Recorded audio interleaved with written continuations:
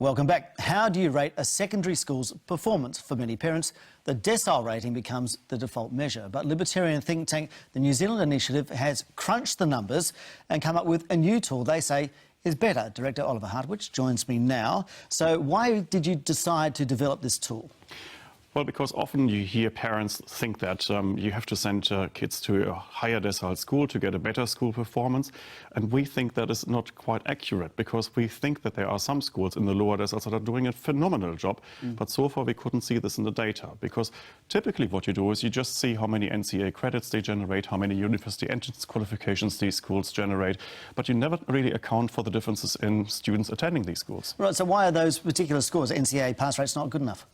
Well, because actually sometimes it matters not just what the school does, but actually what kind of kids you're dealing with and what kind of family backgrounds you're dealing with. So, of course, if you're looking at lower decile schools, you're dealing with students that are coming from different socioeconomic backgrounds, and therefore they would have had parents that don't read to them, perhaps, or maybe they come from a background where the parents don't have a tertiary education.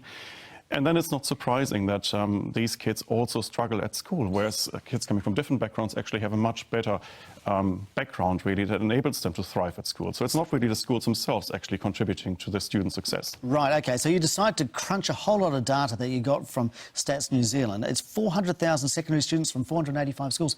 How much data? I mean, that's an enormous amount of data. And how far did you go into that data?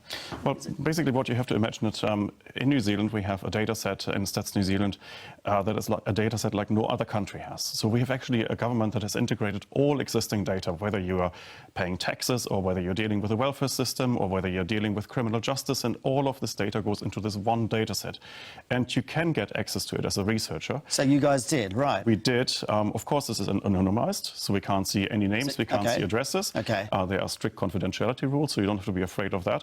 But you can use real data to figure out what's happening in our schools, and we did that. So basically we did it for 400,000 students, and we looked at all their family backgrounds. All right, so on the basis of that, where would you send your kids to school? I mean, if you're trying to strip out the socio-economic background of a school and the school's performance, where would you send your kids to school?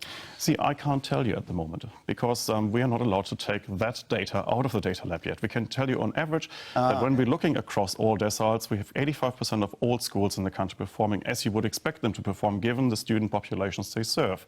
But we couldn't tell you at this stage an individual school that's working well or not. So you can't pinpoint each school, but you... Because we're not allowed by confidentiality rules. But you can tell me from this data that 80% of schools are performing the same. 85% of schools are performing as we would expect them to perform, given the students they serve. And what we found also was that in each decile you find schools that are overperforming and schools that are underperforming.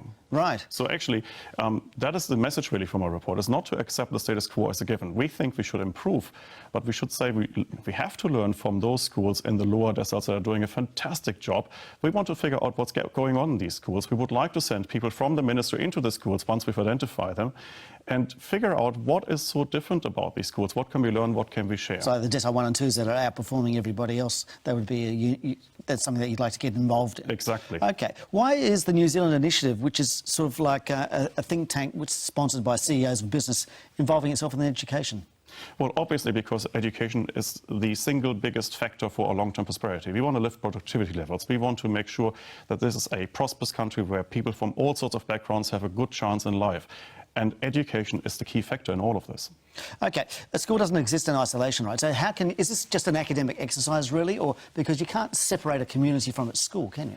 It is not an academic exercise. It's actually a revolutionary tool. And actually it would enable the Minister of Education to be the most revolutionary education minister in the world, because no other country has a database like New Zealand, and no other country has a tool now that we have developed like ours. OK, so you've run it past the Education Minister. What does he say? He's absolutely interested in it, because he can see the revolutionary aspects of this. He can see that it will enable him to do his job better, because he could actually test education policies, he could see what works, what doesn't work. He could actually help the Education Review Office to check on performance of schools.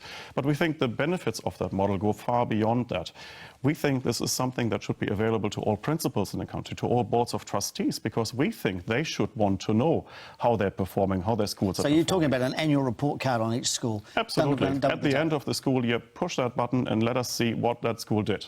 OK. Oliver Hartwich from the New Zealand Initiative, thank you very much for your time. Thank you.